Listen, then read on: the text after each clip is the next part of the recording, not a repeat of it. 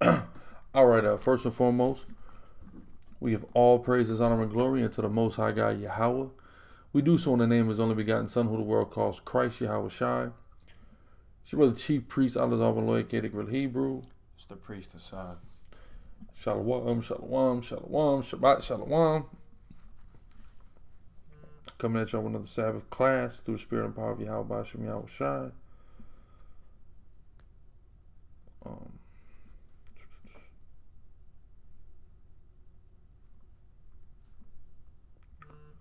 Want to get started here. 1 Timothy 4:13. Get that test done, brother. Get that test done. We're going to start Nobody's calling you, bro. We're going to start the service. Shalom, shalom, Shabbat, shalom. We're getting ready to start the service and then get into the Torah reading. Right, so let's just start the service. All right. Barakatah Yahweh. Ba'ashim Yahweh Shai. Hahawa'ah. Nathanawa. Shabbat. Right. Go ahead with the Lord's Prayer. Priest, officer, Assad. Abanawa. Shabbat Shemayim. Kodash. Hayah. Shemka. Yahweh. Malakwathka. Thaba'ah. Ratazaka. Hayah. Aisha. Ba'arataza. Kawa. Hayah. Bashamayim. Nathanawa. Lacham. Kalyawam. Wasalaknawa. Kabawatnawa. Kasalaknawa. Kabawathinawa. Wala'ah. Thabiyanawa. Banasayawan. Abal. Hawashinawa. Mayan. Rai. Kaya. Laka. Hamalakwath. Wa'ala. Wa'athapa'arath. La'awalamya. Aman. Come with the number 6. Yabaraka Yahweh. Waishamarka Yar. Yahweh. Panyawa. Ayaka. Wayakanka. Yesha. Yahweh. Ayaka. Waisham. Laka. Shalom. Ba'ashim Mashiach Yahushua. Alright, do the Shema now. Salaki, man. Phone going on. Alright, Shema. YASHARAHLA, Yahweh, Allah Yanawa, Yahweh, Achad. Shema, YASHARAHLA, Yahweh, Allah Yanawa, Yahweh, Achad. Shema, YASHARAHLA, Yahweh, Allah Yanawa, Yahweh, Achad. Alright, now we're going to bless the Torah. Barakatah Yahweh. Ba'ashim Yahweh Shai. Hahawa'ah. Nathanawa. Hathawara. Alright, we're going to get into the Torah reading. We're going to go to, we're going to start in Leviticus 7 and 21. 21 to 27. Shalom, shalom, shalom, everybody. Shalom, Officer Ayash, I see you. Soldier Danyala, I see you. Shalom, shalom. Go ahead. Leviticus, where are we at? 7? 7 and 21 to 27. This is Leviticus chapter 7, verse 21. It says, Moreover, the soul that shall touch any unclean thing, as the uncleanness of man, or any unclean beast, or any abominable unclean thing, and eat of the flesh of the sacrifice of peace offerings, which pertain unto Yahweh, even that soul shall be cut off from among his people. So you can't be unclean going into the temple and trying to eat of the sacrifice, right? Again, these are laws that pertain to the literal temple and the literal sacrifices offered in that literal temple. Of course, we know we do not have a standing temple, so ordinances like this are outside of our control, but this is how we would operate in that time frame, right? Read on. God. Verse 22. It says, And Yahweh spake unto Moses, saying, Speak unto the children of Israel, saying, Ye shall eat no manner of fat of ox or of sheep or of goat, and the fat of the beast that dieth of itself, and the fat of that which is torn with beast may be used in any other use. That's right. You could use the fat of ox, sheep, and goat for other uses, but not to eat, right? What 7 and 20 what? That's 23 3 and 24. I want to take a look at this word ox. Because, Salakia, if I may, I believe some of the uses you can use for fat, like you can burn it for like a candle wax, soap, things like that can be made. Ox, shawar, ox, bull, head of cattle for plowing for food as sacrifice. Right, go ahead. It says, but ye shall in no wise eat of it.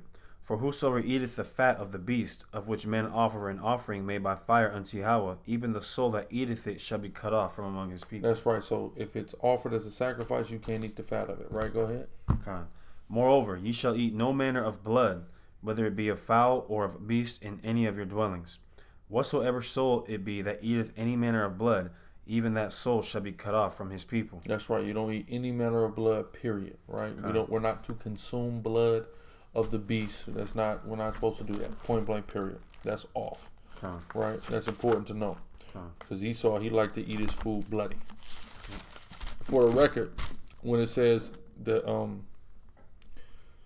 red pottage, that's not talking about raw meat. I want to put that out there. Red pottage is not raw meat. That scripture does not prove that that Edomites like raw meat, but they do like raw meat though. You don't need a Bible verse to prove that. It's a fact. And the scriptures speak against it, right? So just so y'all understand, the red pottage is dealing with lentils that are already brown, right? So, beans, reddish, brownish beans. Okay, if you look up in the Hebrew, it's very clear. It has nothing to do with raw meat. A lot of brothers propagate that. So I just want to dispel that real quick for the record. Nothing to do with that at all in actuality. But go ahead. This is because we see that not eating blood is in the law, right? So this is Acts 15 and 20. I just want to show you. Yeah, come good preaching. But that we write unto them that they abstain from pollutions of idols and from fornication and from things strangled, which that's that also goes back to the law. Things strangled, because it's not killed properly, slaughtered, letting this blood leak out. Right, go ahead. And from blood. So the reason why I bring that up is because right here we see the early church, the apostles, come to the agreement that you're supposed to keep the dietary law as well. Because what do they say? Oh, the moral law. You just have to keep the moral law now. Which when you go into the Bible, there's no separations of. There's just the law, right? But even if they want to play that game, well, right here they gave an order to keep the dietary law. But anyway, so what am I reading to 27? You said? Yeah, 27. You hit 27, yeah, right? 27. Okay, let's go now to 10. Leviticus 10. We're reading 10 through 13. This is Leviticus chapter 10, verse 1. And Nadab and Abihu, the sons of Aaron, took either of them his censer, and put fire therein, and put incense thereon, and offered strange fire before the Lord. They offered strange fire. There was a very specific type of incense that the Most High instructed to be in the censer of the Aaronic priests to be offered before him. They offered something contrary to that, something that is referred to here as strange fire. Read on. Which he commanded them not. On which he what? Commanded them not. He did not say offer that to me. He gave a specific ingredient for how the incense is supposed to be offered and what type of incense is to be offered, right? Read on. Okay. It says, and there went out fire from the Yahweh and devoured them. So the Most High had the destroyer kill them, right? The destroyer is in that chariot. He sends concentrated fire down, which is like essentially like a laser blast that disintegrated these brothers, right? Go ahead. Yeah, like Independence Day where you see the White House get destroyed. It says, and there went out fire from Yahweh and devoured them, and they died before the Lord. Then Moses said unto Aaron, this is it that the Lord spake, saying, I will be sanctified in them that come nigh me, and before all the people I will be glorified. And Aaron held his peace. So Aaron didn't say nothing. Why didn't Aaron say nothing? Because he knew that it was wrong, even though them his sons. He was hurt by the loss of his children, but he knew what had to be done. Get Deuteronomy 33. Okay.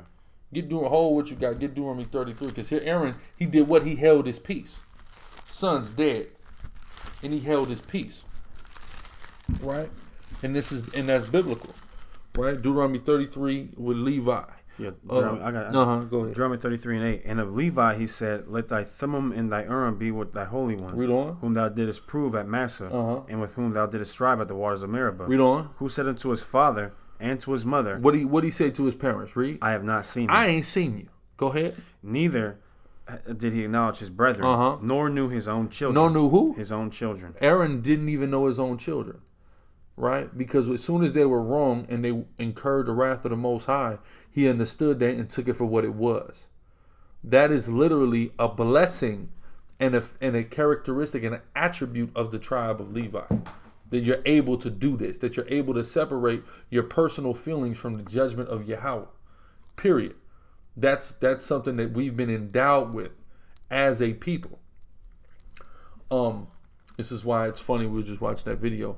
I was crucified by certain ignoramuses in the media because of statements that when people ask about, is my mother the devil? You know what I mean? Or would it be morally wrong to for a black person to avenge the crimes of white people against my mother? And I said, no, it wouldn't. Yes, she is the devil. Why is that? Because when it comes down to the judgment of the Lord, I don't see parents, brother, or child. That's a gift that God gave us to be able to do where we disconnect our emotions from the judgment of the Most High. Okay. All right. And if everybody wasn't so emotional, things would actually be a lot better. All right. That's what we don't realize. But only one tribe was really endowed with that in the spirit, which is the tribe of Levi, starting with the so-called Haitian. Right. But go ahead. Okay. Just another example of another Levi doing this. This is 1 Samuel chapter 3, verse 16. One of my favorites. Yep. Then Eli called Samuel and said, Samuel, my son. And he answered, Here am I. And he said, What is the thing that Yahweh has said unto thee? So, just a little backstory on this situation. The little boy, Samuel, keep getting up and going to Eli, who's high priest at the time.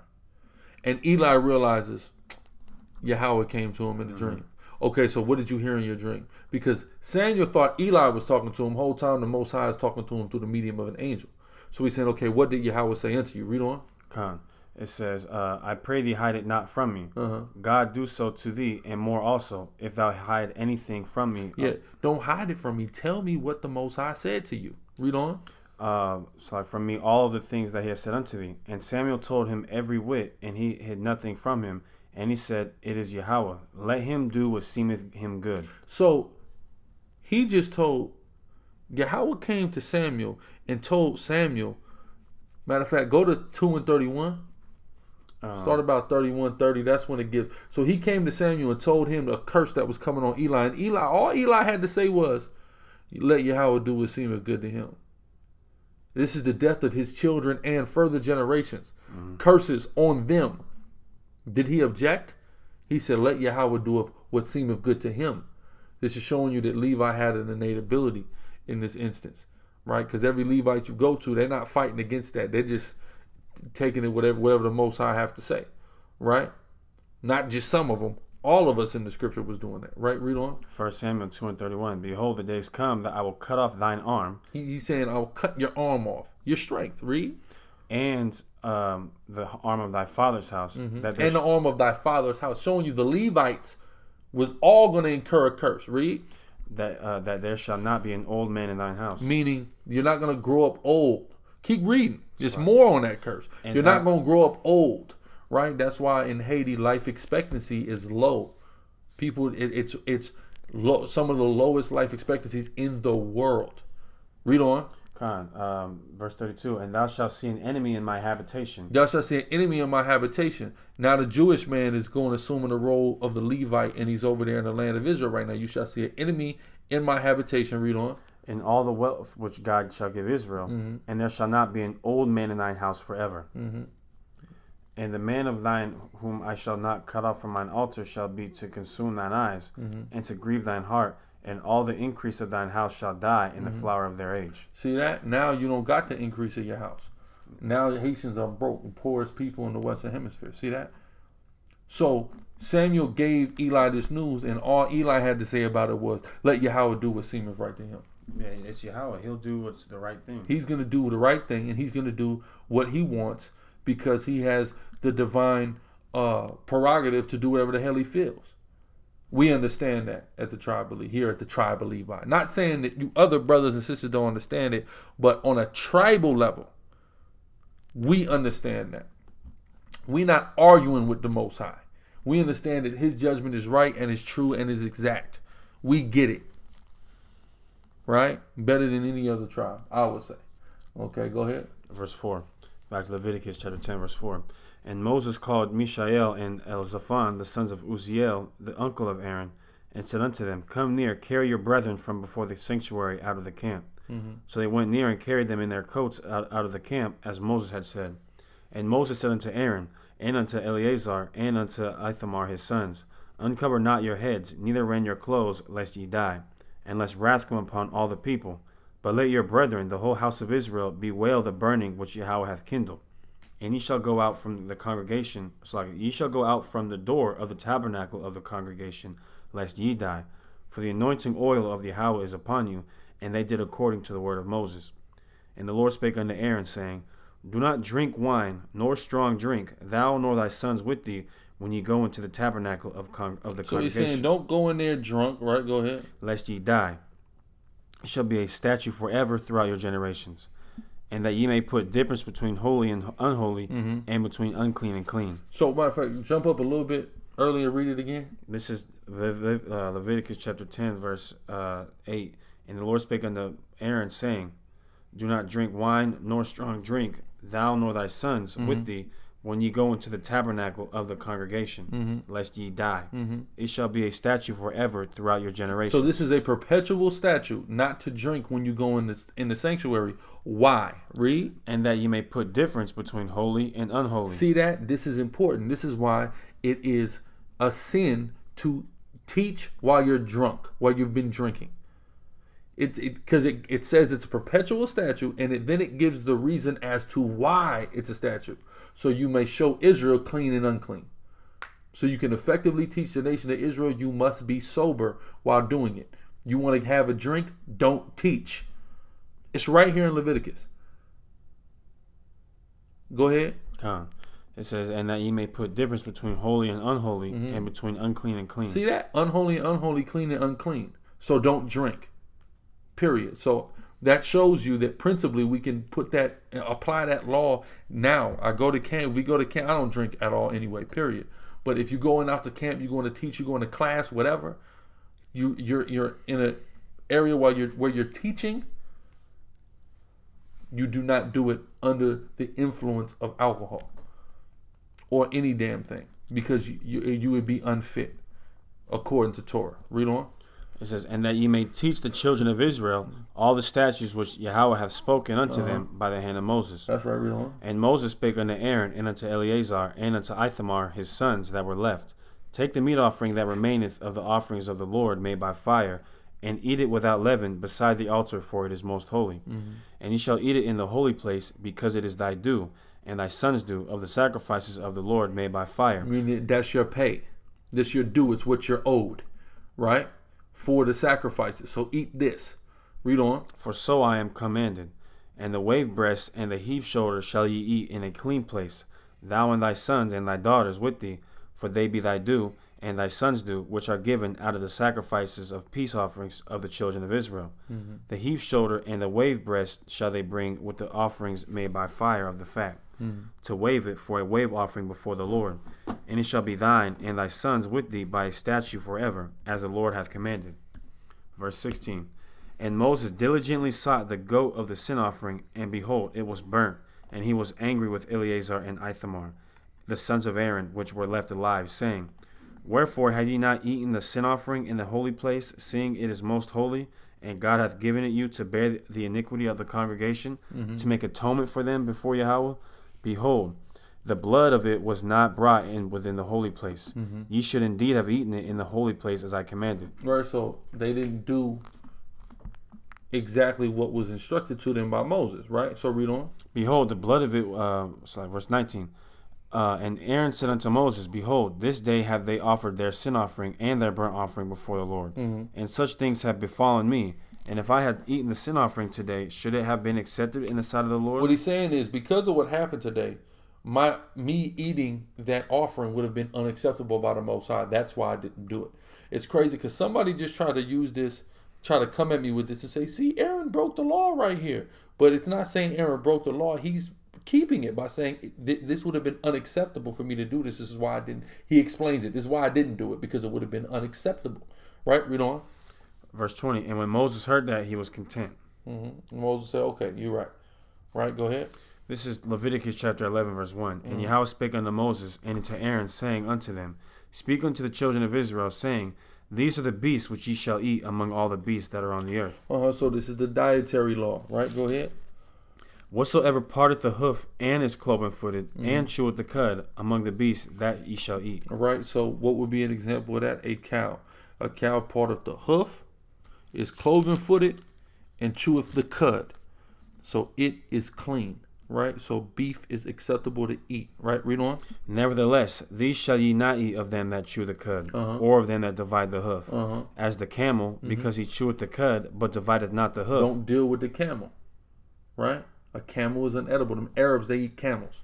We don't eat camels. Read. He is unclean unto you. And the coney, because he cheweth the cud. Damn rabbit. Right, don't eat a damn rabbit. Read on. But divided not the hoof, he is unclean unto you. All right, because its diet is acceptable, but its feet are not acceptable, indicating its filth. Don't deal with it. Read.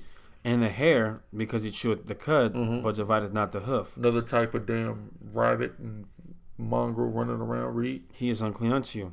And the swine, though he divide the hoof and be cloven-footed, yet he cheweth not the cud. That's right. It'll eat any damn thing. So don't eat a pig. Read. He is unclean to you.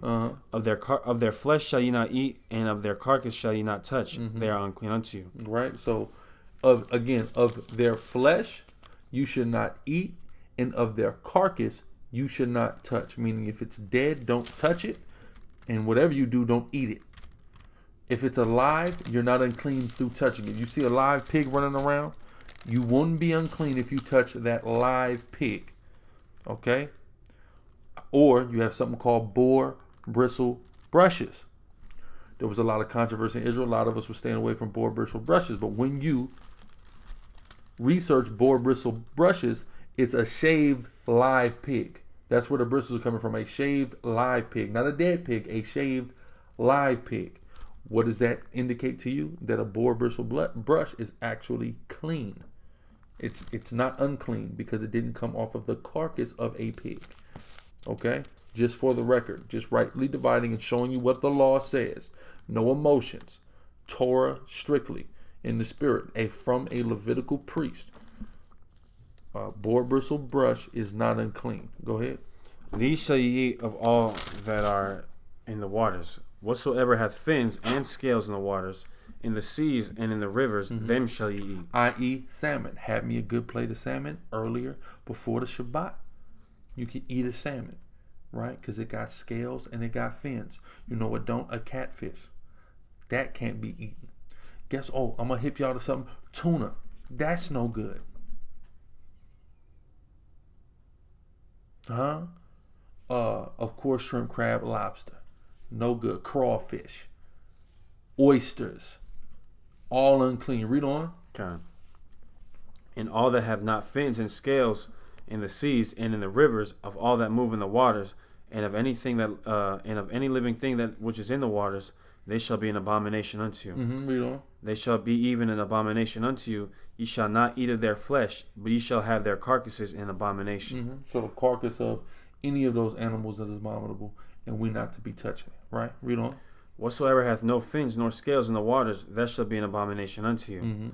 And these are they which ye shall have in abomination among the fowls. So it's going to give us a list of the type of birds that we can't eat. Read. They shall not be eaten, they are an abomination. The eagle, and the ostrich, and the osprey, and the vulture, and the kite after his kind. All right, a vulture. People talk about, we can't eat turkey because it's a turkey vulture. No, a turkey vulture is not a turkey at all. It's a big-ass vulture. That's what a turkey vulture is, a big-ass vulture. Right? Read on. Every raven after his kind, and the owl, and the nighthawk, and the cow, and the hawk. Like a nighthawk. You can't eat that. Go ahead. And the hawk after his kind, and the little owl, and the cormorant, and the great owl. And yes, no tuna. Leave that tuna the hell alone. That's a filthy-ass fish. Go ahead. Yeah, make chicken salad so much better. Go ahead. Whiting is good. Right? Go ahead.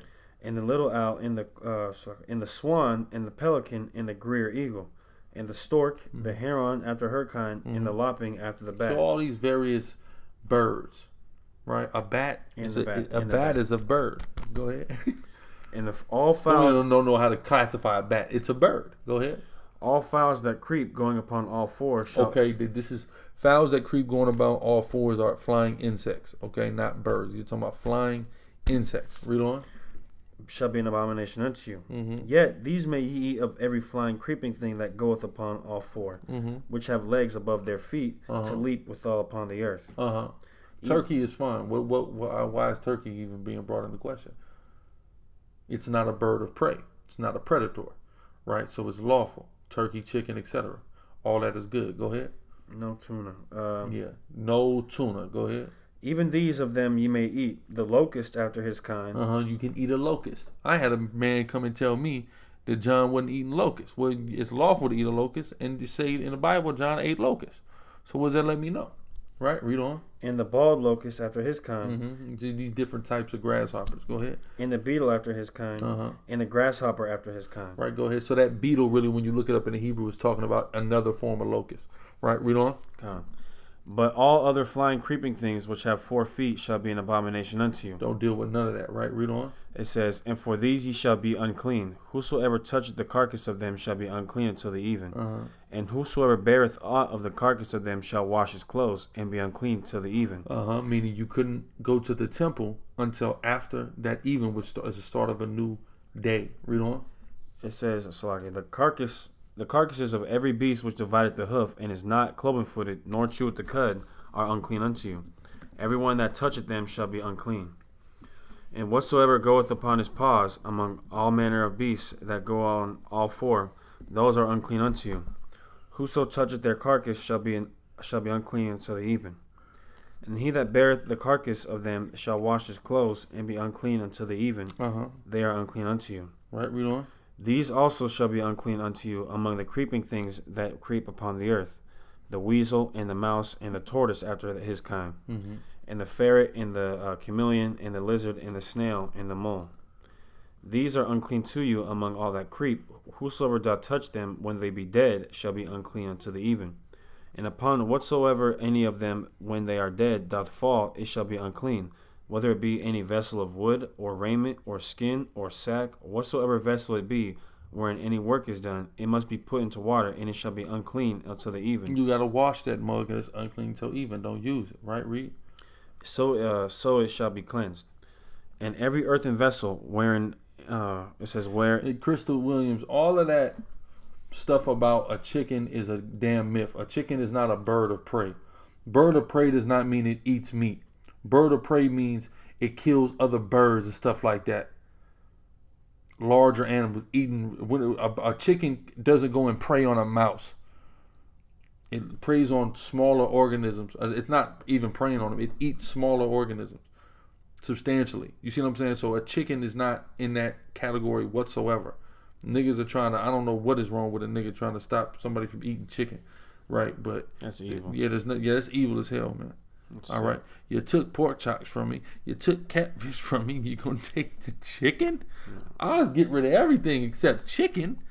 Go ahead. Good luck telling anybody in Atlanta, Georgia, they can't eat chicken. Chicken, man. Oh, Lord and Christ, that's a doctrine that does not have traction in the city of Atlanta, man. Right? Go ahead. Yeah, eggs are clean, as long as they're eggs of a clean animal. Go ahead. It says, and every earthen vessel whereinto any of them falleth, whatsoever is in it shall be unclean, and ye shall break it. Yeah, like Marsha said, chicken is a scavenger. It's not a predator, it's a scavenger. Go ahead. Of all meat which may be eaten, that on which such water cometh shall be unclean. And all drink that may be drunk in every such vessel shall be unclean. Yeah, that thing comes in there. Now you just throw that, you throw that whole drink out. You're not dealing with that drink, right, Reed? And everything whereupon any part of their carcass falleth shall be unclean, whether it be oven or ranges for pots, they shall be broken down, for they are unclean. Yeah, like E. Figueroa said, like a hawk or a chicken hawk. What's a chicken hawk? A hawk that preys on chickens. A chicken don't do that. Right, go ahead. Are unclean, it shall be unclean unto you. Nevertheless, Masha, with any tribe, all the tribes' favorite dish is chicken. If you go anywhere, you go to Mexico, you go to Puerto Rico, you go to Haiti, you go to Dominican Republic, you go to Jamaica, chicken is the main thing that's served. What's the most favorite Puerto Rican dish? Arroz con pollo. You see what I'm saying? You go to Issachar, a chicken enchilada. That's a famous dish, right? No, listen, it's going to be impossible to get any tribe off a chicken. I'm gonna tell you that now. Chickens you go to Haiti, them chickens running around. You see them? You go to little Haiti, them chickens running around. Right? Read on. It says, verse 36, Leviticus 11:36. Nevertheless, a fountain or pit wherein there is plenty of water shall be clean. Exactly, it's good. If they fall into a fountain or a pit where it's a gang of water and they're just on part of the water, it doesn't like if a pig died and fell into a lake, that lake is good. Don't even worry about that, right? Or a stream or river, that river is good, right? Read on. But that which toucheth their carcass shall be unclean. It'd be like the water that touches the pig. Yeah, the particular water, but not all of it. Didn't contaminate the whole place. Yeah, that's the point. Yeah. Right? Read on. But that which toucheth their carcass shall be unclean. And if any part of their carcass fall upon any sowing seed which is to be sown, it shall be clean. But if any water be put upon the seed, and any part of their carcass fall thereon, it shall be unclean unto you. Right, go ahead. And if any beast of which ye may eat die, he that toucheth the carcass thereof shall be unclean until the even. And he that eateth of the carcass of it shall wash his clothes, and be unclean until the even. He also that beareth the carcass of it shall wash his clothes, and be unclean until the even. And every creeping thing that creepeth upon the earth shall be an abomination, it shall not be eaten. Whatsoever goeth upon the belly, and whatsoever goeth upon all four. Like the lizards, things of that nature, the damn Komodo dragon, go ahead. Or whatsoever hath more feet among all creeping things that creep upon the earth, them ye shall not eat, for they are an abomination. That'd be like an ant, a spider, right? A centipede. A centipede, millipede, right? Go ahead. Yeah, that's how you know the heathen are sick eating. They'll eat it. The gook will eat that. Yeah, well, the gook is a walking trash can. The gook is like the pig of the earth. Yeah. Go ahead. He eat anything. Mm-hmm. Verse 43, ye shall not make yourselves abominable with any creeping thing that creepeth, neither shall ye make yourselves unclean with them. See, you can make yourself abominable and unclean with that. But you know what you can't make yourself abominable and unclean with? Unwashing hands. Pew. This shows you that that's not what Yahweh was talking about. Go ahead. That ye should be defiled thereby. For I am Yahweh your God. 1 Timothy 4:13. That's true, because he likes the meat offering with fine flour and oil, and it's a sweet savor unto him. So exactly the same way you like fried chicken, the smell of it, Yahweh God loves it. All right, that's why we love it. Go ahead. It says, "For I am the Lord that your God. Ye shall therefore sanctify yourselves." Yeah, octopus. Yeah, we can't eat that octopus. We used to eat that back in the world. Calamari, things of that nature. Squid. We don't eat none of that. Go ahead. You can't eat octopus, which in taco. You can't eat taco in the Ammonite tongue. Go ahead. In the Ammonitish Hebrew. Yeah. For I am the Lord your God. Ye shall not therefore sanctify yourselves, and ye shall be holy. For I am holy. Neither shall ye defile yourselves with any manner of creeping thing that creepeth upon the earth. For I am Yahweh that bringeth you up out of the land of Egypt to be your God. I'm your God. You listen to me. See, look, and this is the thing. People go, well, why? People say, well, why did he do this? Why did he do that? Read that part again. This is what's going to show you why did God tell us what to do and what not to do. Here's why. Read. For I am Yahweh that bringeth you up out of the land of Egypt. That's the only reason I need. He saved us out of a harsh captivity in the land of Mizraim. So I need him for that. Whatever he tells me to do, I have to do it because he did that. And he's brought us out of countless captivity since then. And he's going to bring us out of this one through a Mashiach Yahushua. That's right. That's all I need to know. Go ahead. It says, to be your God, ye shall therefore be holy, for I am holy. This is the law of beasts, and of the fowl, and of every living creature that moveth in the waters, and of every creature that creepeth upon the earth, to make a difference between the unclean and the clean, and between the beast that may be eaten and the beast that may not be eaten. This is Leviticus chapter 12, verse 1. And Yahweh spake unto Moses, saying... See, Aiden, the difference, sister, between mushrooms and funguses like cheese and things of that nature is it's the byproduct of something that's already lawful for us to eat versus mushrooms that's growing out of the ground. We know out of the ground comes things, herb-bearing seed for meat. Mushroom don't bear seed. So that's what let us know it's a fungus that we can't eat because it comes out the ground. And the only things that we can eat that come out the ground are things that come from seeds that get planted, right? So that's the difference between the mushrooms and funguses that are byproducts of things that are lawful to eat. Seaweed is all right. Seaweed is fine. It comes out of the ocean, but it comes from seeds, right? I researched seaweed. kale, things of that nature. So those things are lawful for us to eat, because a brother had asked me, a soldier down Yala, matter of fact, is the brother that asked me about that months ago. And I went into it in the spirit. You know what I mean? It's the job of a priest. Somebody wants to know what's lawful. It's my job to go and find out, what's what, so I can let people know. So yeah, the seaweed and kale and things like that, all of that is lawful because of the way that it grows. It grows from seeds. Even though it's underwater, it grows from seeds. So it's good. But go ahead. So Leviticus chapter 12, verse 1, verse 2. Speak unto the children of Israel, saying, if a woman have conceived seed and born a man child. And she has a man, right? So the woman is pregnant and she is giving birth now to a man, or to a boy, to a male Hebrew Israelite child. Right, read on. Then she shall be unclean 7 days. According to the days of the separation, for her infirmity shall she be unclean. So she's unclean for 7 days after she gives birth. Read. And in the 8th day of the flesh, and in the 8th day the flesh of her foreskin shall be circumcised. So you circumcise your son on the 8th day. Read on. And she shall then continue in the blood of her purifying 33 days. So she can continue in the blood of her purifying 3 and 30. So 33 additional days. The blood of her purifying. This is in reference to being ceremonially unclean. So she couldn't come to the temple, right? So no collard green. Why wouldn't we be able to eat collard greens? Unless collard greens don't got seeds. Go ahead. It says, she shall touch no hollow thing, nor come into the sanctuary until the days of her purifying be fulfilled. But if she bear a maid child, then she shall be unclean 2 weeks, as in her separation, and she shall continue in the blood of her purifying 66 days. And when the days of her purifying are fulfilled for a son or for a daughter, she shall bring a lamb of the first year for a burnt offering, and a young pigeon or a turtle dove for a sin offering unto the door of the tabernacle of the congregation. So after she goes off of this these 33 days of purifying, then she can come to the temple now, right? But she was unclean before that.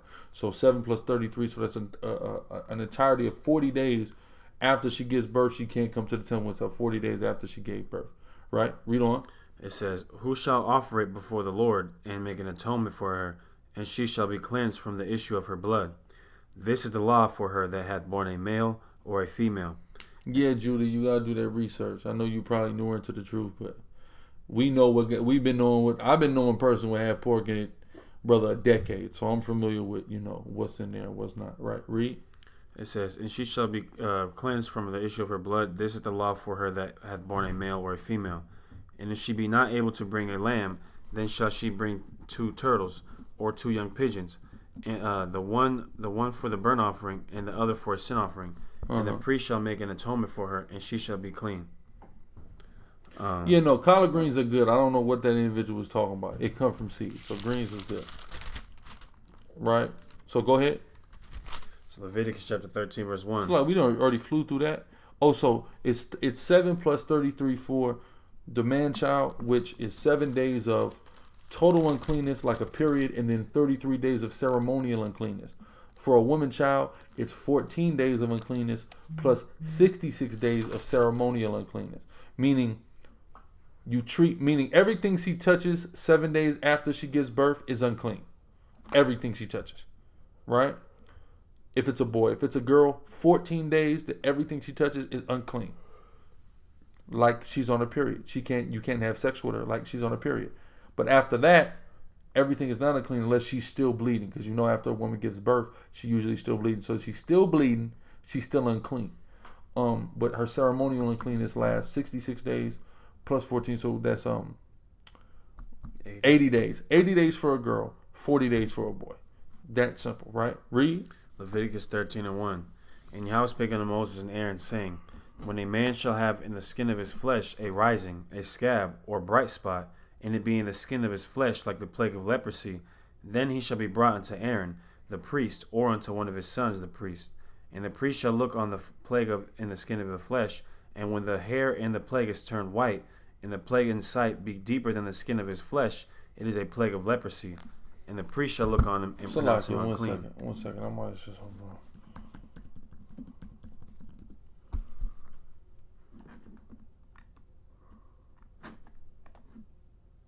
Okay, Salakia. The water to priest Ayatham Ben Lawyer. Seaweed, Salakia. Seaweed is all. We cannot eat seaweed. Salakia. It's sea moss. I got that confused. Sea moss is good. Seaweed is not good. Okay? Call all y'all about Shem Yashar, brother came because he reminded me. I did go into this. Now I got confused. Kale and sea moss is good. Seaweed is not good. Stay away from the consumption of seaweed. But sea moss and kale is good. Right? All praise Yahweh Hashem Yahushua. We built that Dallas up in the spirit. Now the Most High, we handed them the keys and they rocking and rolling, man. So go ahead. Khan. It says, and the priest shall look on the go ahead. plague in the flesh of the skin of the flesh, and when the hair in the plague is turned white, and the plague in sight be deeper. Crystal Williams, if you're in the same house as your husband, everything in that house is unclean. So there's no physical contact. I mean, of course, you guys can have sex, but as far as like not touching each other or you not cooking for him, if y'all are in the same crib, he's ceremonially unclean anyway, and he ain't going to the temple no way, so it really don't matter all that much. But what you can't do is have sex. So all that, she's on a period, so you can't give her a hug. Nigga, if you in the same house as her, your ass would already be unclean anyway. Just to be truthful. So just really don't have sex, because it says anyone that goes and exposes the fountain of a bleeding woman while she's on a period and has sex with her knowingly, he shall be cut off from his people. So you can't do that. But as far as like touching things, the deed is already done. So it's all good. But go ahead. It says, it is a plague of leprosy, and the priest shall look on him and pronounce him unclean. If the bright spot be white, this is Leviticus 13:4. If the bright spot be white in the skin of his flesh, and his sight be not deeper than the skin, and the hair thereof be not turned white, then the priest shall shut up him that had the plague 7 days. So you got like a little white thing on you, right? Go ahead. And the priest shall look on him the 7th day, and behold, if the plague in his sight be at a stay, and if it's just right there on top of the skin, not deep as the skin, on top of the skin, read. And the plague spread not in the skin, then the priest shall shut him up 7 days more. Read on. And the priest shall look on him again the 7th day, and behold, if the plague be somewhat dark, and the plague spread not in the skin, the priest shall pronounce him clean. It is but a scab. It's just a scab. You know how you might get a scab, and then you peel the scab off, and your skin is like white, right? Or it's lighter. It's like it's not the same color as the rest of your skin. I don't know how white people's scabs look, but it's clearly lighter, right? And he's looking at it, and he's seeing it's not spreading. It's not going deeper than the skin. After 2 weeks, this is just a scab. That's all that is. It's a scab. So you're clean, right? Read on. And he shall wash his clothes and be clean. But if the scab spread much abroad the skin, but if it's spreading, now go ahead. After that he hath been seen of the priest, for his cleansing, he shall be seen of the priest again. And if the priest see that, behold, the scab spreadeth in the skin, then the priest shall pronounce him unclean. Now he's unclean. If it's spreading now, he's unclean now. This is not just a scab. This is something serious. This is some type of a skin disorder, right? Read on. It is a leprosy. When the plague of leprosy is in a man, then he shall be brought unto the priest. And the priest shall see him, and behold, if the rising be white in the skin, and it have turned the hair white, and there be quick raw flesh in the rising, it is an old leprosy in the skin of his flesh. And the priest shall pronounce him unclean, and shall not shut him up, for he is unclean. And if a leprosy break out abroad in the skin, and the leprosy cover all the skin of him that hath the plague from his head even to his foot, wheresoever the priest looketh, then the priest shall consider, and behold, if the leprosy have covered all his flesh, if he's got a full body leprosy, he's went albino, read. He shall pronounce him clean that hath the plague. Right now he's clean because it's taken his whole body over. So he would be what we call a clean leper. White people, so Edomites, they would be what you call clean lepers. Cain was turned into a clean leper, right? Read. It says it is all turned white. He is clean. But when the white skin, his whole skin is white. He's clean. He's still a leper, but he's a clean leper.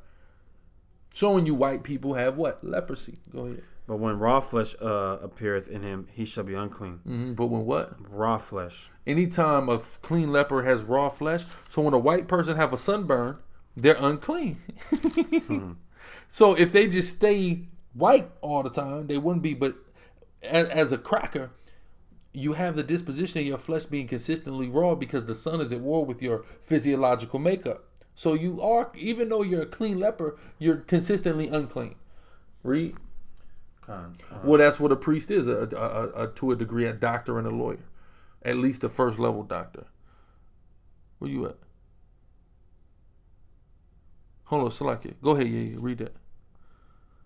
So it be infected person will be.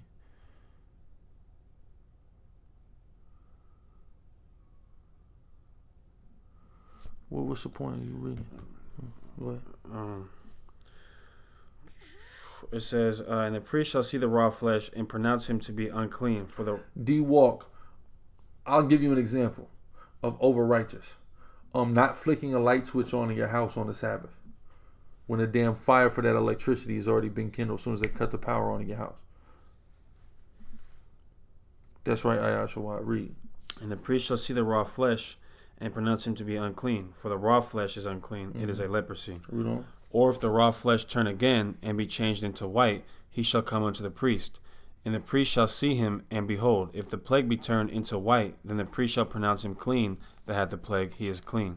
The flesh also, in which even in the skin thereof was a boil, and is healed, and in the place of the boil there be a white rising, or a bright spot, white and somewhat reddish, and it be showed to the priest. And if when the, it says somewhat reddish, and it be showed to the priest, and if when the priest seeth it, behold, it be in sight lower than the skin, and the hair thereof be turned white. Yet lower than the skin. So it's hard to explain lower than the skin. It's something you kind of got to see. Like if you get a scratch, you can see like that's just on top of your skin, right? It's on top of your. There's levels of your dermis, right? Divine was breaking that down. The levels of your dermis. So if it's deeper than the top, that top layer, and you can see it like, damn, it's going in pretty deep. That's what it means to be lower than the skin. Go ahead. It says, meaning it's not external, it's an internal issue now that's coming from within and manifested on the outside versus a scratch. Right, go ahead. And if when the priest seeth it, behold, it be in sight lower than the skin, and the hair thereof be turned white, the priest shall pronounce him unclean. It is a plague of leprosy broken out of the boil. But if the priest look on it, and behold, there be no white hairs therein, and if it be not lower than the skin, but be somewhat dark, then the priest shall shut him up 7 days. And if it spread much abroad in the skin, then the priest shall pronounce him unclean. It is a plague. But if the bright spot stay in his place and spread not, it is a burning boil, and the priest shall pronounce him unclean.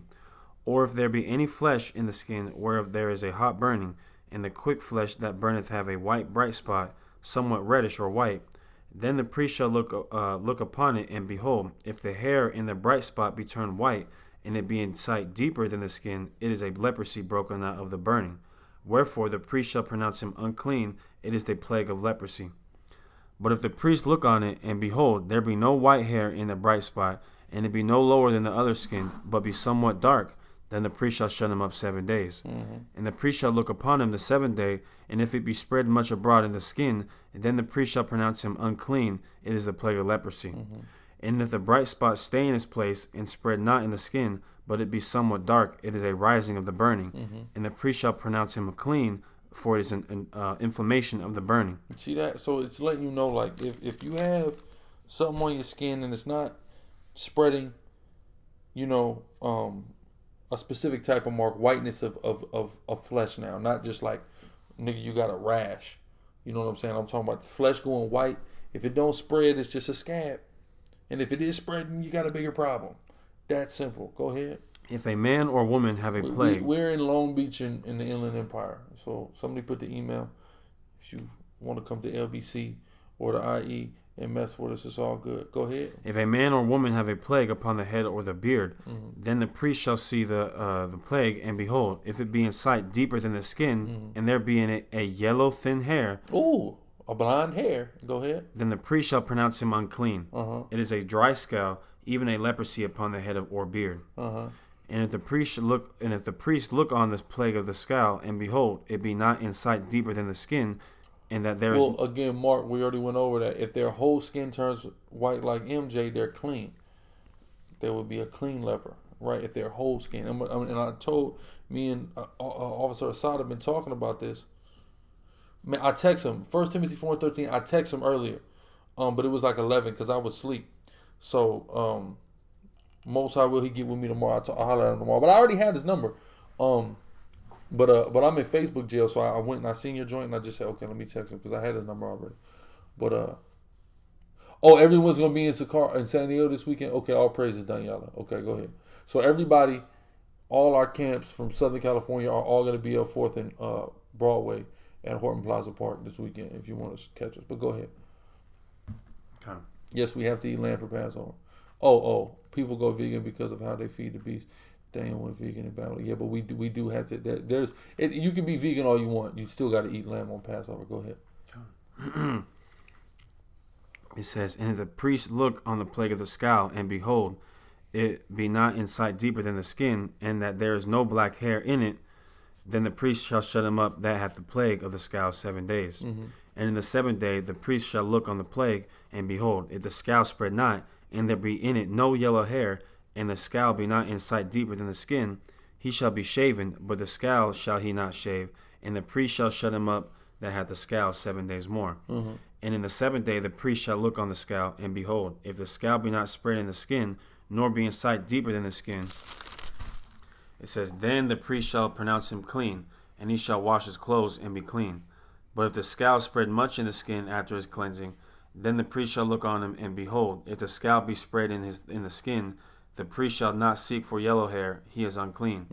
But if the scale be in his sight at a stay, and that there is a black hair grown up therein, the scale... a what? A black hair. Showing you the hair color of these people was black. That's interesting. Black hair. Go ahead. Grown up therein, the skull is healed, he is clean, and the priest shall pronounce him clean. If a man also or a woman have in the skin of their flesh bright spots, even white bright spots, then the priest shall look, and behold, if the bright spots in the skin of their flesh be darkish white, it is a freckled spot that groweth in the skin, he is clean. And the man whose hair is fallen off his head, he is bald, yet he is clean. And he that hath his hair fallen off from... Yeah, so some of y'all been talking about Deacon on the damn videos talking about, man, he's bald. No, his hair falleth out in the front, so he is clean. Yatab, brother Yatab, Sergeant Yatab, Salakia. Look, I'm losing my hair too, I'm gonna be honest with you. But that's, people are looking at it, he's bald. You're not realizing, no, his hair fell out his head. That's what happened. Right. Right, go ahead. Right. And he that... Yeah, they would have to cleanse themselves, Ariel. The priest who would be over, if if it was my turn to do it, boom, boom, and I'm touching this individual, now I'm unclean. Right, for, until even. Right, but go ahead. And he that put, and the man whose hair is fallen off his head, he is bald, yet is he clean. What you mean, D-Walk? I don't understand your question. Go ahead. It says, and he that hath his hair fallen off from the part of his head toward his face, he is forehead bald. That's right. If you bald forehead or bald in the middle, go ahead. Either way, either form of male pattern. That George Jefferson. Yeah, go ahead. Yet is he clean. And it's still clean. Go ahead. Yet if there be in the bald head or bald forehead a white reddish sore, it is a leprosy sprung up in his bald head. So then you can get like white man always he be having liver spots. All in this. Yeah. He's a leper. Yeah. He's a clean leper, then he be unclean still. Yeah. Right? Go ahead. Or his bald forehead. Then the priest shall look upon it, and behold, if the rising of the sore be white reddish in his bald head, or in his bald forehead, as the leprosy appeareth in the skin of the flesh, he is a leprous man. He is unclean. Go ahead. It says, he is a leprous man, he is unclean. The priest shall pronounce him utterly unclean. His plague is in his head. And the leper in whom the plague is, his clothes shall be rent, and his head bare, and he shall put a covering upon his upper lip, and shall cry, unclean, unclean. Unclean, unclean. Gone. Right? Go ahead. That's 13. In the 13? No. Oh, go ahead. All the days wherein the plague shall be in him, he shall be defiled. He is unclean. He shall dwell alone. Without the camp shall his habitation be. That's right. Away from people. Go ahead. Gone. The garment also that the plague of leprosy is in, whether it be a woolen garment or a linen garment, whether it be in the warp or woof or linen or woolen, whether in a skin or in anything made of skin, and if the plague be greenish or reddish in the garment. So this is talking about when you get a mildew on your garment. Your garment could get spots in it, greenish, whitish spots. You got to throw that out. That's not good. That's a leper garment. Right. Read on. Or in the skin, either in the warp or in the woof, or in anything of skin, it is a plague of leprosy, and shall be showed unto the priest. That's right. And the priest shall look upon the plague, and shut up it that hath the plague 7 days. And he shall look on the plague on the 7th day. If the plague be spread when did he tell things to come out of the earth? Go ahead. If the plague be spread in the garment, either in the warp or in the woof or in a skin, or in any work that is made of skin, the plague is a fretting leprosy. Lion of Yah, after you shake that unclean Edomite's hand, are you going to go to the temple and offer a sacrifice? There's your answer. Go ahead. It says, the plague is a fretting leprosy, it is unclean. He shall therefore burn that garment, whether warp or woof, or in woolen, or in linen, or in anything of skin. It's another brother in South Africa that be watching. So y'all need to set it up. Go ahead. Wherein the plague is, for it is a fretting leprosy, it shall be burnt in the fire. That's right. You get rid of that damn garment. You burn it. Right? Go ahead. And the priest shall look, and if the priest shall look, and behold, the plague be not spread in the garment, either in the warp or in the woof, or in anything of skin, then the priest shall command that they wash the thing wherein the plague is, and he shall shut it up 7 days more. And the priest shall look on the plague after that it is washed, and behold, if the color have not changed his color, if the plague have not changed his color, and the plague be not spread, it is unclean. Thou shalt burn it in the fire. It is fret inward, whether it be bare within or without. And if the priest look, and behold, the plague be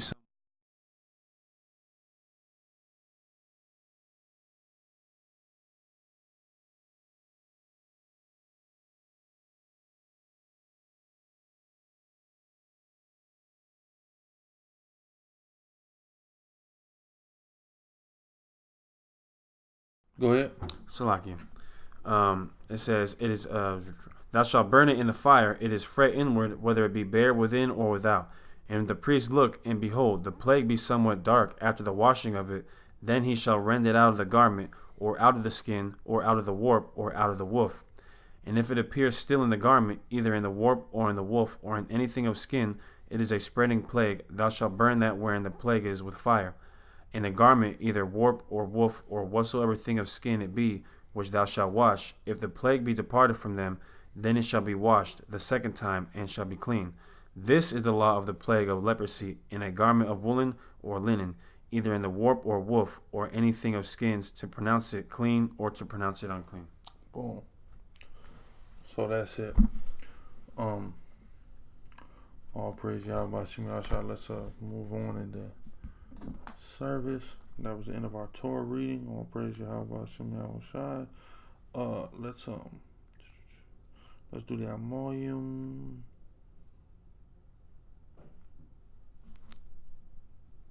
Yeah, Instagram page is at Exodus 17:15. That's RIG. Right there. Boom.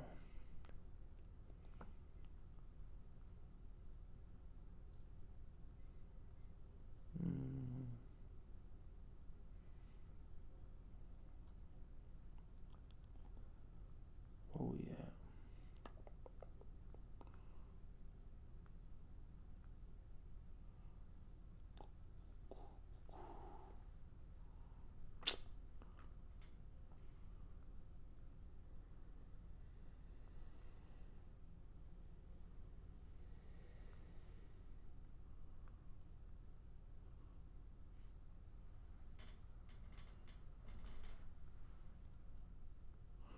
I should already know this at the top of my head by now.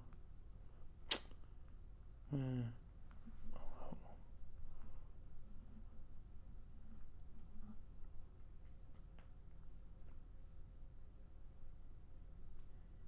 Talking about the harvest one? Mm-hmm. Okay, here, let me just find it. Oh, I got it at. Oh, it's on my Facebook.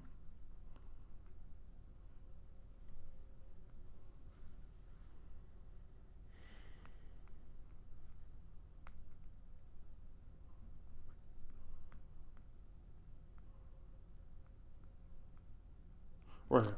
All right. All right, we're going to rise, face the east, and put the Ammonium prayer up. Abanawi Yahweh. Abanawi Yahweh. Adawan Kotazayor. Adawan Kotuzayar. Ba Shema Mashiach Yahushai. Ba Shema Mashiach Yahushai. Babakusha, Babakusha, Babakusha. Babakusha, Babakusha, Babakusha. Nabai Amoyim. Nabai Amoyim. Nabai Rab Amoyim. Nabai Rab Amoyim. Kotazayar the Kap. Kotuzayar the Kap. Yom Yeshai. Yom Yeshai. Yasharahla. Yasharahla. Babakusha, Babakusha, Babakusha. Babakusha, Babakusha, Babakusha. Abanawi Yahweh. Abanawi Yahweh. Ba Shema Mashiach Yahushai. Ba Shema Mashiach Yahushai. Duwada Aman. Duwada Aman. And the Amoyim prayer, we're saying, Our Father Yahweh, Lord of harvest, in the name of your anointed Yahweh Shai, please, please, please send laborers. Send many laborers for the harvest. Hasten the day of salvation for Israel. Please, please, please, our Father Yahweh, in the name of the anointed Yahweh Shai. Thank you, Amen. All right. So now let's get the rest of the service. We're going to now give thanks for the Shabbat and put the curses up. So what? The Wada Yahweh. Wada Yahweh. Ba Shema Mashiach Yahushai. Ba Shema Mashiach Yahushai. Barakah. Barakah. Shabbat. Shabbat. Now we're going to put the curses up. All right. Yahweh. Yahweh. Ba Shem Yahushai. Ba Shem Yahushai. Shalak Rayam. Shalak Rayam. Wa Anashim. Wa Anashim. Wa Abadyam. Wa Salakia. Wa Abadyam. Wa Abadyam. Wa Haragyam. Wa Haragyam. Wa Mashapatyam. Wa Mashapatyam. I'll call. I'll call.